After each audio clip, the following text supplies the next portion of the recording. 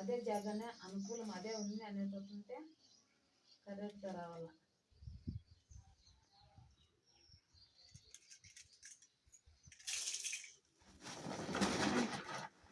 తీసుకో. వేప చెట్టు ఉంది కదా, వేప చెట్టు ఉంది స్థలములో, వేయి బిడ్డ తీసుకో.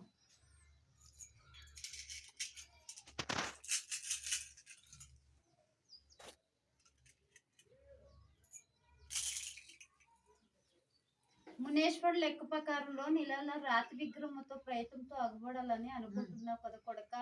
రాతి విగ్రహం వల్ల చేతులు మా భక్తులే అనుకూలమయ్యే మార్గానికి తీస్తారని చెప్పి నుడున్నారు. ఆ స్థలం సౌకర్యంగానే ఉన్నది. యాప చెట్టు రూపానికి నిలబడినది. ఉట్టుతో సహా అనుకూలం అనేది నడుస్తుంది. అక్కమందులు 7 అక్కమందులు కూడా అదే స్థలంలోనే పొలిమేరలో నిలుస్తుంది. ఊరు ఇంటి స్థలంలో అగబడద్దు, నీ పొలిమేరలో అగబడుకో, నీ భూమి స్థలంలో అగబడుకో. నీ భూమి స్థలంలోనే ఉన్నది కదా చెట్టు, యాప చెట్టు, ఆ స్థలానికి అగబడుచుకో. అనుకూలమయ్యే మార్గం అనేది తీస్తుంది కొడుక. ఏమీ తొందర కాకుండా ఆ అక్క దేవతలు నీడుగా నిలబడతారు కొడుక. అర్థమైనదా? ఆ రూపానికి ఏమే గాని అనుమానం పోరాడం చేయకుండా నీ వంతుకి చేసే ప్రయత్నం నీ వంతుకి చెయ్యి. ఈ పూజా కార్యక్రమాలు సక్రంగా అవుతాది, శుభమే జరుగుతాది. అంత మంచి గడియాలు వస్తుంది కొడుక. యా మానవులు ఏమన్నా నుడుకొని, యా మానవులు ఏమన్నా వంతులు నీకు అగుబడి నీ వంతుకి నీవు పూజా కార్యక్రమాలను నడిపించుకో. నేను ఆలోచించేసాను, జనాల గురించి ఆలోచించేసాను. ఇవిడమ్మా అది దీనికి వచ్చేసి ఈవిడు దేవస్థానం ఇట్లా కట్టే ప్రయత్నం చేస్తాము.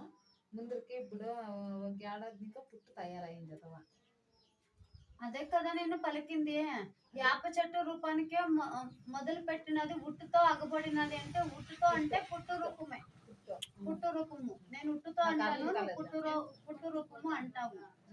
ఉట్టుతో అనుకూలం నడిచినది, ఏమి తొందరపాటులో లేదు. బలము నిలబడినది. శక్తివంతుల రూపానికి ఆ 7 మందులను సంచార రూపానికి నడుస్తుంది. అనానుకూలమేమి లేదు, అనుకూలమయ్యే మార్గాలకే దారి తీస్తుంది. అంతా శుభంగానే జరుగుతుంది కొడుక. నువ్వు అనుకున్నట్లుగానే జరుగుతుంది. 2 నెలల టైం ఉన్నది కొడుక. నువ్వు పోరాడుతున్న అర్జెంట్ భాగానికి చేయాలనుకుంటున్నావు. అంత అర్జెంట్ భాగానికి నువ్వు ఆత్రమేమో కొడుకు. వాళ్ళంతకు వాళ్ళు నడిపించుకొని